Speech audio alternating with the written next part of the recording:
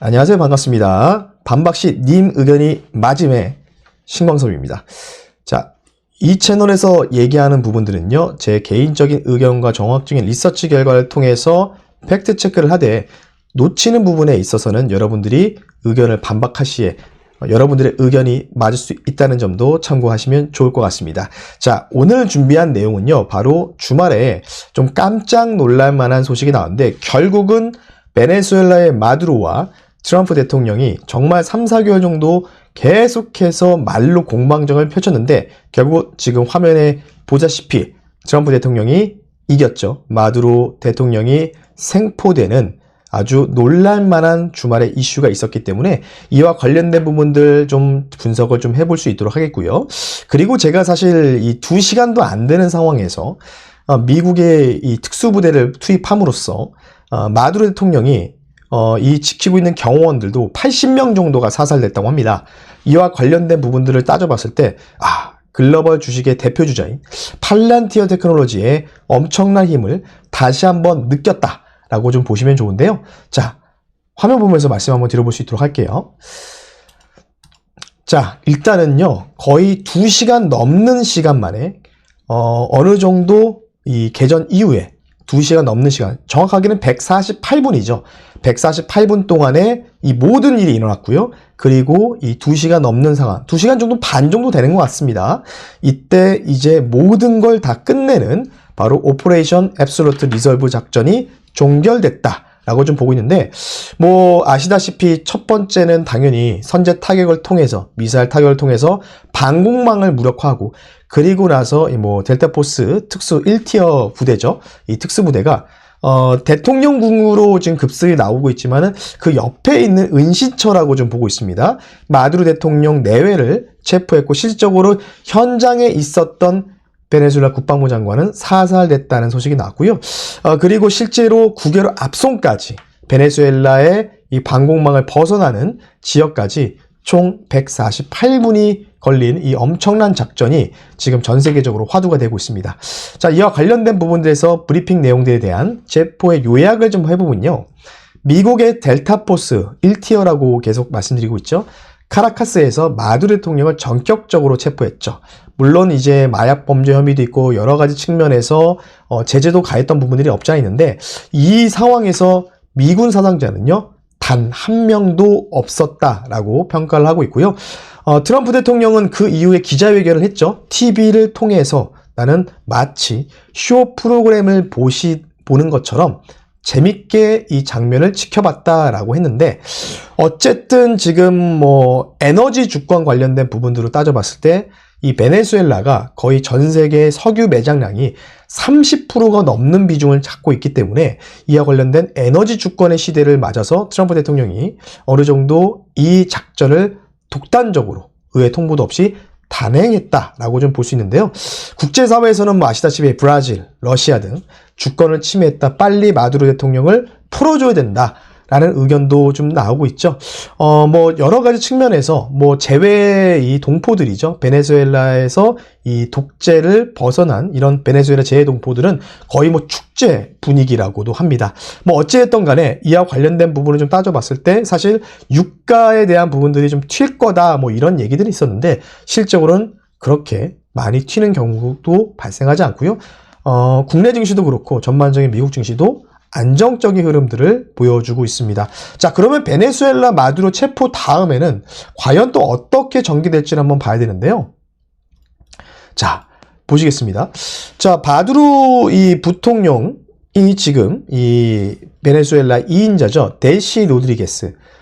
지금 여자분인데 이분이 일단은 권한대행의 자격으로 인해서 일단 취임을 했다고 했습니다. 근데 트럼프 대통령은 뭐 긍정적으로 대화할 거다라고 했지만 갑자기 또 몇 시간 전에는요. 트럼프 대통령이 이런 얘기를 했어요. 마두로보다 더 큰 대가를 칠 수 있다라고 경고도 했습니다. 물론 이 인물이 어떤 식으로 베네수엘라를 어떤 식으로 통치할지는 모르겠으나 어찌됐든 간에 미국은 어느 정도 베네수엘라를 괴뢰 정부를 세워가지고 어느 정도 이 정권이 이양될 때까지 정권을 조종하려는 움직임들이 좀 보이고 있다. 이렇게 좀 보고 있는데, 그러면서 좀 떨고 있는 나라가 있겠죠. 뭐 전반적인 뭐 베네수엘라뿐만 아니라 쿠바도 마찬가지고, 뭐 북한의 김정은 위원장도 될 수 있겠죠. 예, 그 상황에서 지금 다음 타겟이 어디냐에 대한 논란들이 있는데요. 바로 이 다음 타겟이 바로 넥스트 이란이 될 거다라는 얘기가 솔솔 풍기고 있는데, 이와 관련된 부분들 한번 집중적으로 정리 한번 해보겠습니다. 유가가 아마 어느 정도 상승에 대한 변동성이 나오려면 이란이 큰 타격을 받을 때가 문제가 되겠죠. 현재 이제 베네수엘라는요, 굉장히 지금 군사 작전을 보게 되더라도 지금 낮은 단계죠. 빠르게 선제 타격을 통해서 핵심적인 VIP만 체포하는 이런 결과가 나는데, 이란 관련된 부분들을 보게 본다면 사실 어느 정도 이 전신수술급으로 전쟁을 치러야 되기 때문에 확전 리스크가 굉장히 매우 높죠. 네. 그렇기 때문에 미국 입장에서도 상당히 지금 어떻죠? 난해할 수밖에 없습니다. 따라서 심리적인 부분과, 그리고 현재 이란에서 계속해서 이란 반정부 시위가 엄청나게 이루어지는 거 여러분 뉴스를 통해서도 접하고 계시는데, 미국 입장에서는 굳이 직접적인 타격보다는 이 베네수엘라의 선례를 통해서 어느 정도 심리적으로 붕괴를 시키려는 의도가 굉장히 강하다.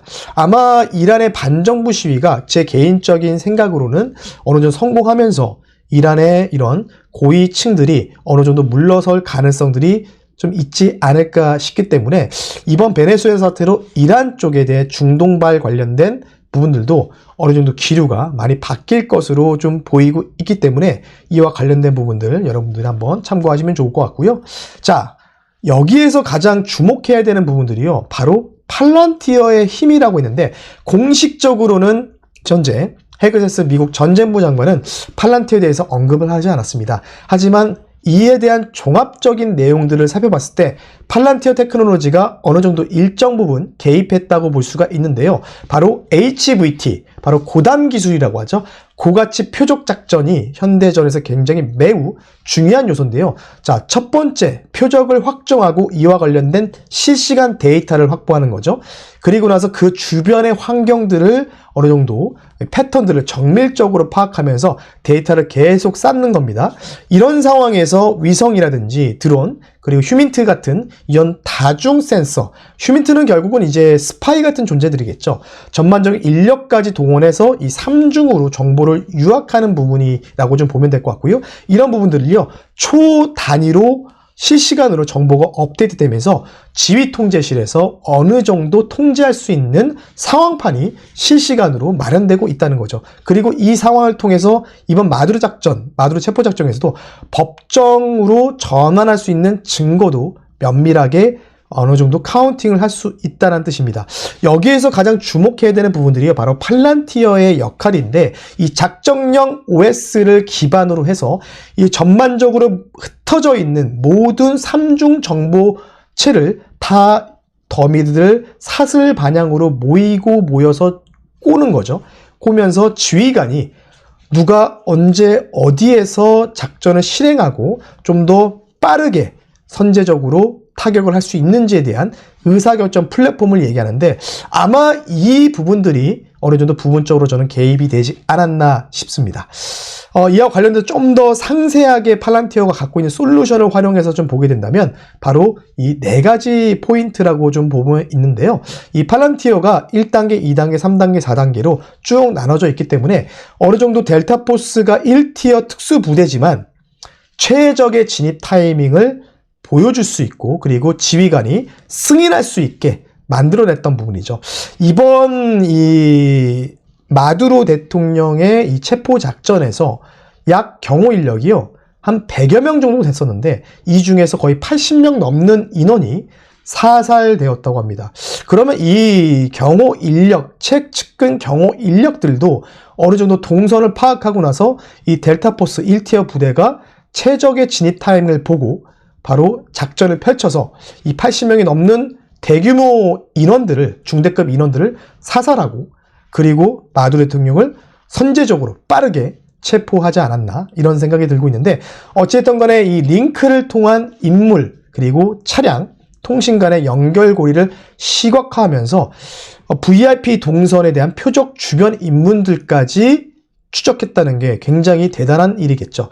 이를 통해서 바로 C2 워크플로우라는 프로그램이 있는데 이 부분들을 전 팀, 덴타포스가 이번에 투입된 부분들이 어느 정도 규모가 2개 중대가 될 것이다 라는 의견이 많은데 정확하게는 나오지 않았습니다. 하지만 대략적으로 2개 중대면 통상 한 100명이 넘는 숫자일 수도 있지만 실질적으로 특수부대 같은 경우에는 한 15명의 20명 정도가 1개 중대로 포진되어 있기 때문에 실제로 투입된 인원들은 한 40에서 50명 정도로 추론을 하고 있는데 어쨌든 간에 돌발 병수가 발생하는 부분까지도 이 팔란티어의 C2 워크 플로우를 통해서 작전 상황판을 통해서 지휘관이 최적의 경로로 어느 정도 마두로 대통령의 체포 작전을 어느 정도 성공적으로 진행하지 않았나 싶습니다. 이와 관련된 부분을 따져봤을 때도 타임스탬프를 통해서도 이런 법적 증거를 마련함으로써 상당히 고무적으로 그리고 합리적으로 작전을 펼쳤다는 이런 의견들이 나오고 있다라고 좀 보고 있는데 자 어쨌든 간에 지금 미국에서는 팔란티어 테크놀로지에 대한 간접적인 부분들도 아직은 개입되지 않았다라고 언급이 없는데요.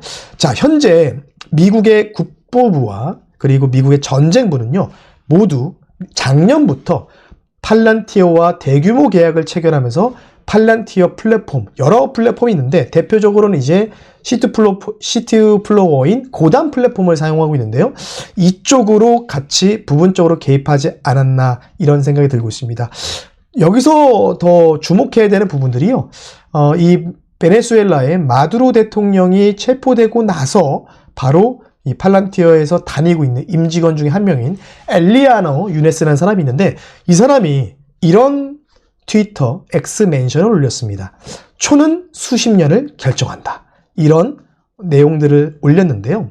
X멘션을 올렸는데 이게 지금 여러분들 보시다시피 팔란티어 테크놀로지가 현재 미국 전쟁부에 제공하는 플랫폼의 바로 표지라고 좀 보고 있는데 초는 수십 년을 결정한다라고 하면서 그 리트위터 리액션 이 X멘션에는요. 바로 이런 얘기가 나오고 있죠.